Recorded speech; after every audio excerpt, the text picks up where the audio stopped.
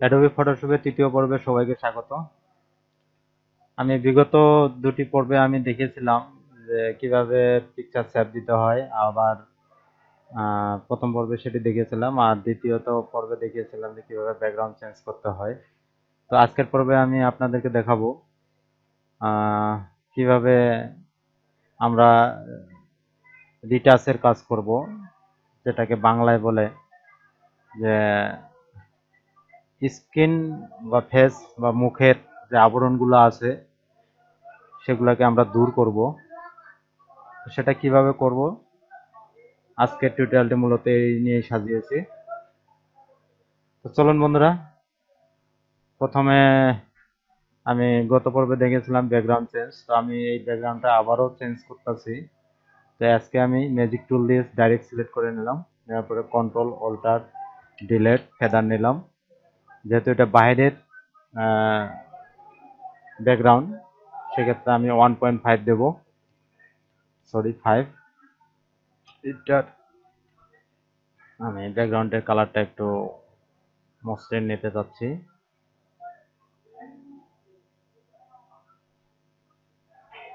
Delete. তো এখন আমরা যেটা করব সেটা হচ্ছে ফেস, কিভাবে মুখের আবরণগুলো দূর করব।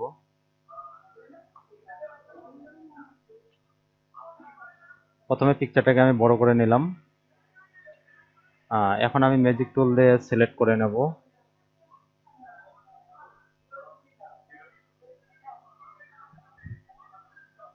আমি সম্পূর্ণটা সিলেক্ট করার জন্য অবশ্যই শিফট শিফট চাপ দিয়ে ধরে কাজ করতে হবে। তো আমি এইটুকু এই ফেসটুকু শুধু আমি কাজ করব। সেক্ষেত্রে ভিতরের যে অংশগুলো যেখানে জড়িয়ে আছে সেগুলোকে কেটে দিতে গেলে আমার লেসার টুলের মাধ্যমে সিলেক্ট করে শিফট চেপে ধরে সিলেক্ট করে নিতে হবে। তো প্রথমে আমি একটু কালার বাড়িয়ে নেব। এর জন্য কালার তো না, লাইট বাড়াবো, এর জন্য আমি শর্টকাট কে ব্যবহার করতেছি, কন্ট্রোল এল দিয়ে একটু হালকা আমি কালারটা বাড়ায় নিয়ে নেব। এরপরে ফিল্টারে যাব, যাওয়ার পরে এখানে ইমেজ নমিক, যেটাকে নসোয়ার প্রফেশনাল, এটাকে সিলেক্ট করে নিলাম। ও সরি বন্ধুরা, এর আগে যেটা কাজ করতে হবে, কন্ট্রোল জেড দিলাম।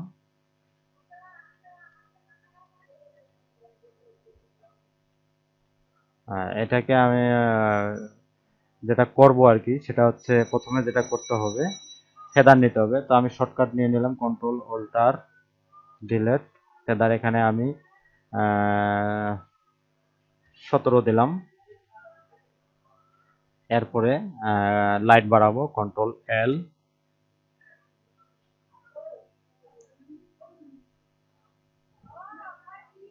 এখন ওকে দিলাম। এরপরে আমি এখন ফিল্টারে যাব। এখানে আমি নয়েজ আর প্রফেশনালটা ব্যবহার করব। দেখেন এখানে অটোমেটিকলি আমার কিছু পেন ক্লিয়ার হয়ে গেছে। তো এখন আমি ফেসটাকে আরেকটু বড় করে নেব। আমি ছবিটাকে মুভ করার জন্য স্পেস ধরে এভাবে মুভ করে নিতে পারতাছি। তো আপনারাও এইভাবে স্পেস বাটন চেপে ধরে মুভ করবেন। তো এখন আমাদেরকে যেটা করতে হবে, হেলিং ব্রাশ সিলেক্ট করলাম।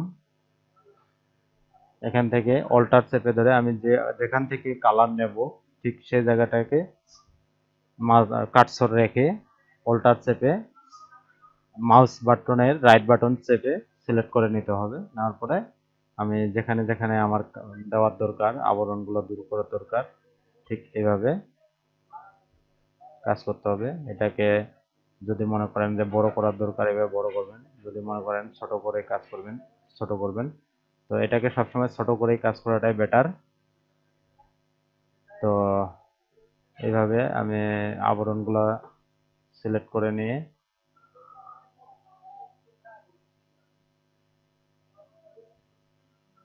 আর সবসময় আপনারা উপর থেকে নিচ দিকে টানবেন ফেজের ক্ষেত্রে, তাহলে ভালো রেজাল্ট পাবেন।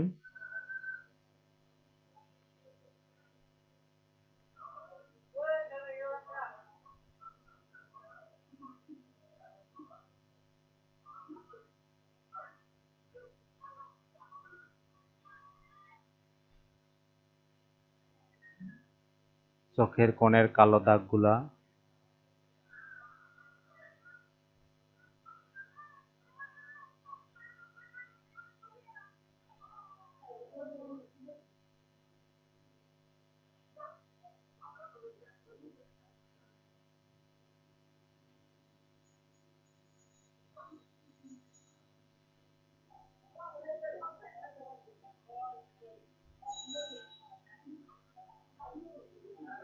এভাবে আপনারা সুন্দর করে যার চোখে যতটুক ধরবে এবং যেখানে যেখানে স্পট আছে এগুলাকে এইভাবে সিলেক্ট করে মুভ করে নেবেন মাউসের রাইট বাটন দিয়ে।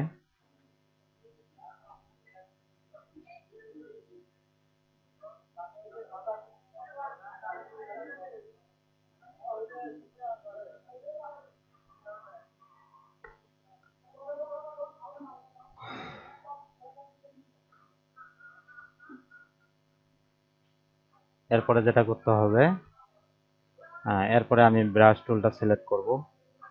তো এটাকে সিলেক্ট করার আগে আমি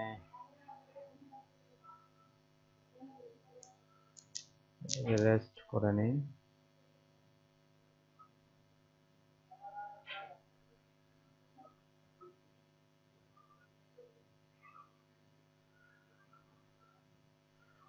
এখানে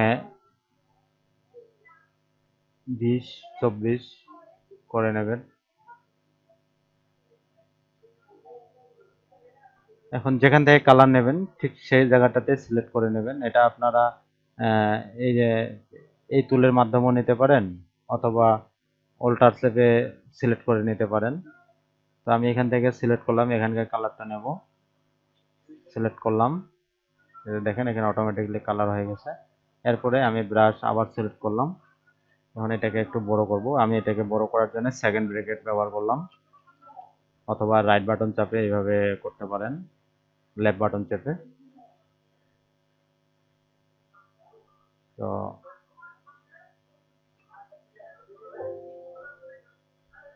তো এটাকে আমি সেকেন্ড ব্র্যাকেট দিয়ে ছোট বড় করে নিতে পারবো। তো এটাকে প্রথমে উপরে উঠাই দিতে হবে।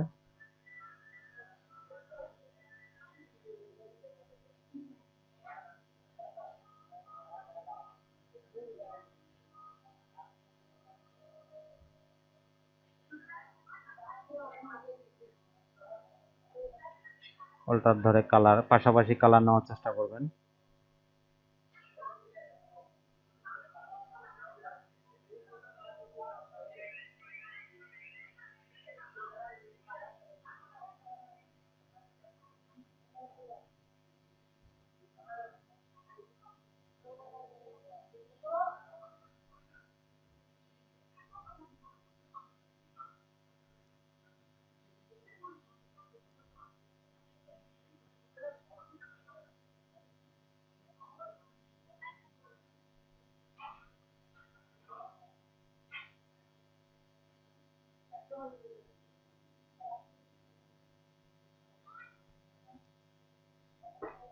Control Z. এখানে বন্ধুরা অবশ্যই যে টুলগুলার ব্যবহারগুলো দেখবেন, আমি কোন টুলটা দিয়ে কি কাজ করতেছি। আমি তো সবগুলা আপনাদেরকে বলেই দিচ্ছি, তারপরেও আপনারা এগুলো অবশ্যই খেয়াল করবেন আমি কখন কোন টুল দিয়ে কাজ করতেছি। তো এইভাবেই আপনারাও একটার পরে একটা কাজ করবেন। এরপরে ছবিটাকে মাইনাস করে নিতে হবে। এখান থেকে দেখে নেবেন যে কোথাও কোথাও হয়তো কালার কম মনে হবে, সেখানে আবার ব্রাশ টুলের মাধ্যমে সেটা করবেন। এরপরে যেটা করতে হবে, এখন আমি চোখের কিছু কাজ করব। সেজন্য আমাকে যেটা করতে হবে, এখান থেকে বার্ন টুল এটাকে সিলেক্ট করে নেব। এখানে 50% বা 35 করে নেব। আর এটাকে সেকেন্ড ব্র্যাকেট দিয়ে একটু বাড়াই নিয়ে চোখে কাজল পরাই দেব।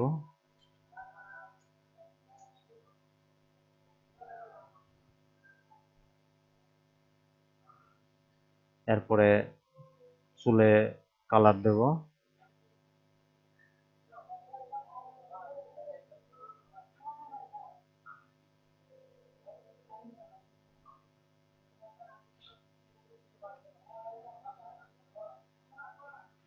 এই জায়গাটা বেশি সাদা হয়ে গেছে, তো এটাকে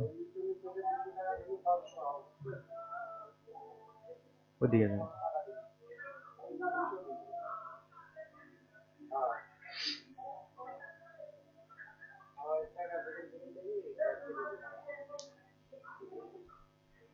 তো এইভাবে আপনারা ফেজের কাজ করবেন।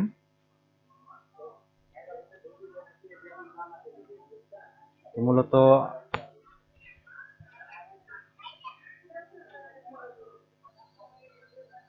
এই ছিল তৃতীয় পর্বের টিউটোরিয়াল। তো আমি এই পর্বে আপনাদেরকে দেখালাম কিভাবে রিটাচের কাজ করতে হয়। তো তারপরে আমরা যেটা করব সেটা হচ্ছে ছবিটাকে সেভ দেব ডেস্কটপে।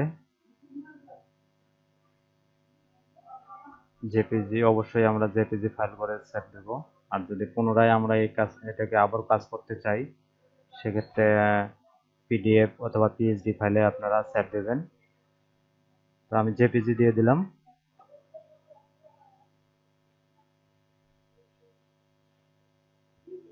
এটি ছিল মূলত তৃতীয় পর্বের টিউটোরিয়াল, কিভাবে রিটাচের কাজ করতে হবে, মুখের আবরণ দূর করতে হবে।